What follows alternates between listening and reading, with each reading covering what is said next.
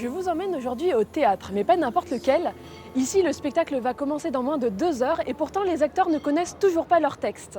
Les histoires, ils vont les inventer et les jouer en direct sur scène. Suivez-moi, nous allons découvrir comment les improvisateurs se préparent.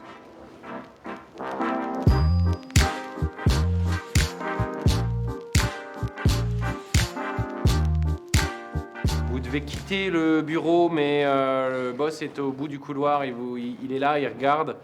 Mais vous avez vraiment envie de partir, mais il ne faut pas qu'on vous voie. Et vous êtes très pressé. Ah, Berthier, vous êtes là.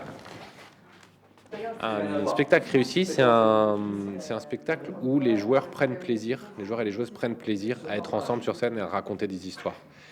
Le plus tôt ils se préparent ensemble, le mieux c'est. Là, ce soir, c'est une rencontre entre deux équipes qui se connaissent, qui ont déjà joué ensemble, mais pas tant que ça.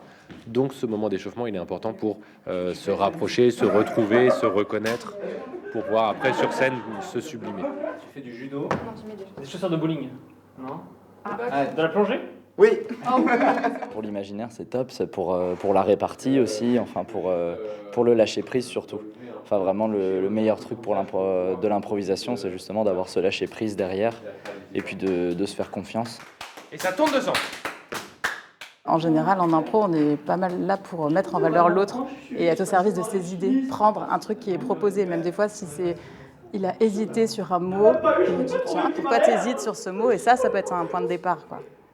Donc on peut se nourrir vraiment de tout ce qui se passe. Un craquement quand on marche sur le parquet, tout peut être pris. Un téléphone qui sonne dans le public, ça peut être pris, ça peut amener un truc qu'on n'avait pas prévu.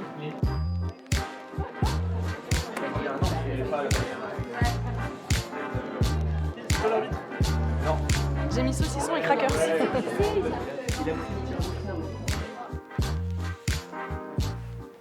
Donc là, vous rentrez dans le rôle du présentateur. Oui, du maître du jeu en fait, à moitié arbitre, à moitié présentateur, garant des règles et puis oui, animateur de la soirée en même temps. Je vais être là pour ce soir spécifiquement les faire dérailler de temps en temps, hein, et puis en toute bienveillance.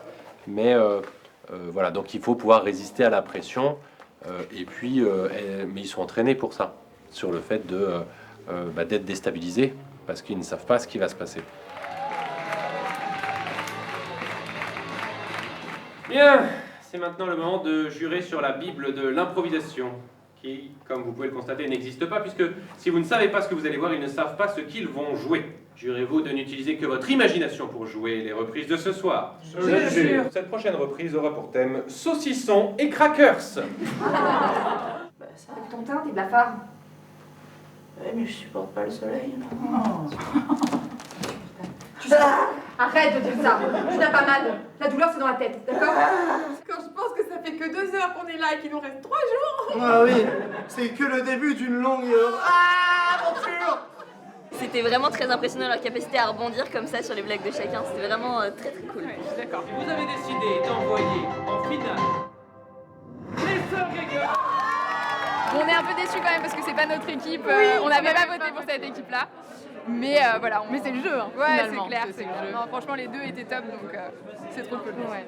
Si vous aussi vous souhaitez découvrir le théâtre d'improvisation, ce lieu propose 7 spectacles par semaine. Vous pouvez aussi suivre les troupes d'improvisation nantaises sur les réseaux sociaux, comme Diabolo Nantes, La Poule ou encore la Troupe du Malin.